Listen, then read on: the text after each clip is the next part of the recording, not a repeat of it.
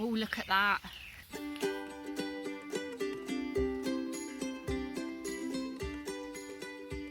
Hello, it's Wednesday the 18th of June today. We're just up here in my woodland garden and we are about to harvest my first early potatoes called Rocket. They're in this bed here and I've got loads more stuff to go in it. So they need to come out. They've been in the ground since the 28th of March. So I think that's 81 days, which is about 11 and a half weeks. So I am really scared about this because although they've been in the ground for 11 and a half weeks, which is an okay amount of time for first early potatoes, we're in my woodland garden, so it's much more shady than other areas that I grow potatoes. So fingers crossed we have a good crop. So it's also started raining now, so I need to get these out of the ground as soon as possible. I'm just a little bit nervous to do this really, because with a potato reveal, you never know what is under the soil at all. It can have loads of amazing foliage at the top and not produce many tubers underneath.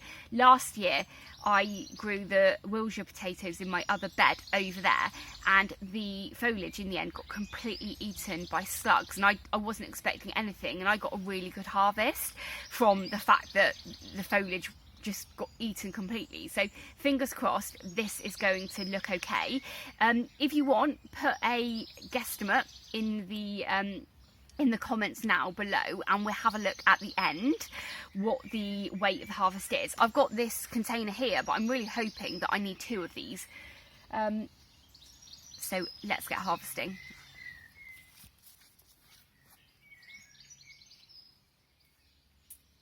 So this is the moment of truth.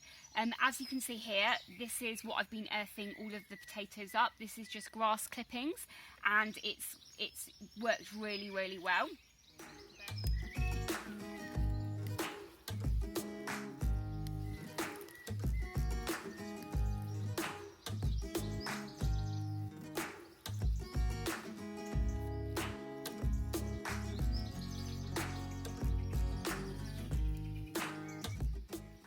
Here is the yucky seed potato.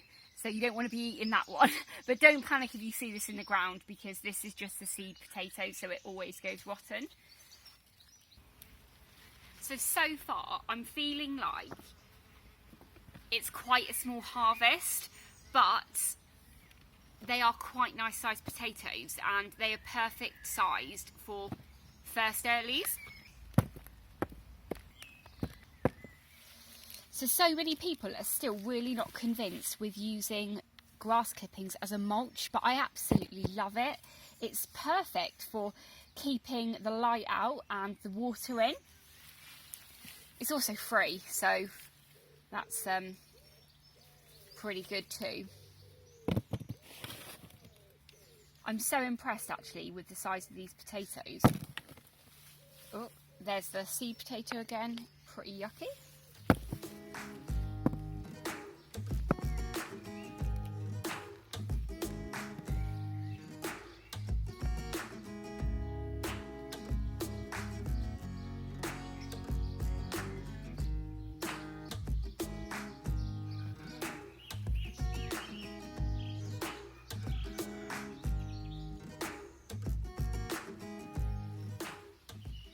I wonder how many potato plants I'm going to have growing here next year from ones that I've forgotten or I've missed harvesting.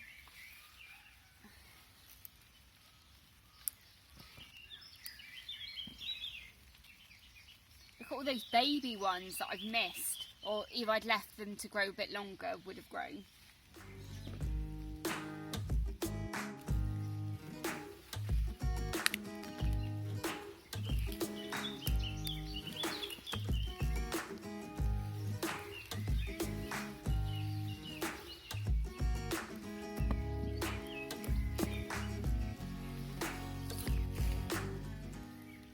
Oh, look at that.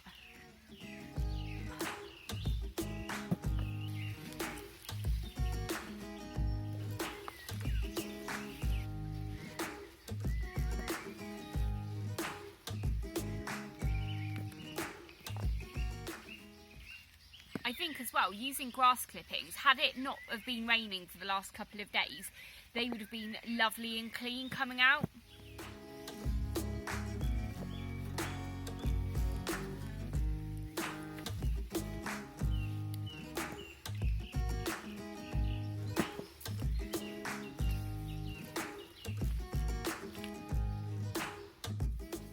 I thought this was the last potato, but there's one here, so hopefully this is going to be a bumper one.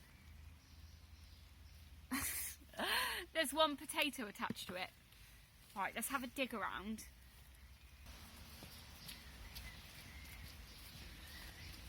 So before I put these in the compost, I'm just going to count how many potato plants I had, so I can work out an average harvest from each one, and I can just record that and we can have a look and compare it with next year's harvest as well.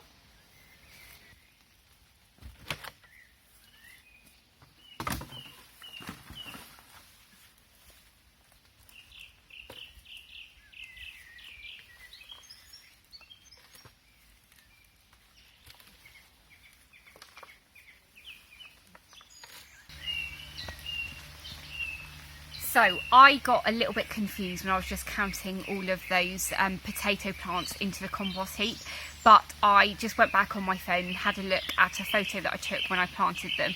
So there was actually 18 plants there. This is the harvest. I feel like it's a little bit small, to be honest, but at the end of the day, this is 0 food miles and fresh, organic and healthy. So it doesn't really matter how big the harvest was. I will weigh it, and I'll actually put the weight up on the screen now, so you'll be seeing it before me. But I'm still really pleased, and they're a really good size actually. You know, this is the perfect size for a first early potato, unlike last year when I let these ones get absolutely massive.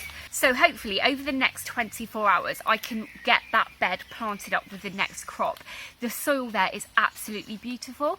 It has a mix of so much stuff in there. So last year I didn't even grow in it, and I just put loads of garden waste, grass clippings, shrub cuttings, all that kind of thing. And then I put some layers of topsoil over it when I was digging the foundations of my greenhouse. The greenhouse that's not actually finished yet, but it had some topsoil put in there. And then at the very beginning of this year I put newspaper down and a couple of, I think it was actually 4 20-litre packs of Lidl's peat-free compost, really quite woody. That went down when they got planted, and then I've just been using the grass clippings over the top, which have pretty much, you know, really mulched down, and it looks really beautiful. So I'm really hoping that that's going to provide really nutrient soil for the next lot of crops to go in there. I'm pretty sure that's going to be some squash and some courgettes, but I might change my mind, so I'll bring you along when I get that one planted on. Anyway though, I'm going to go in now because it is raining, and hopefully I can get this video edited and up for you this evening.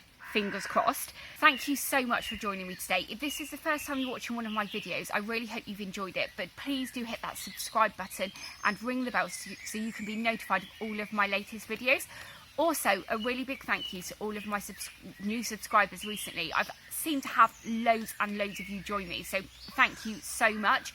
YouTube have some videos up on the screen now that they think you'll like, so please go ahead and watch those, and I'll catch you in the next video.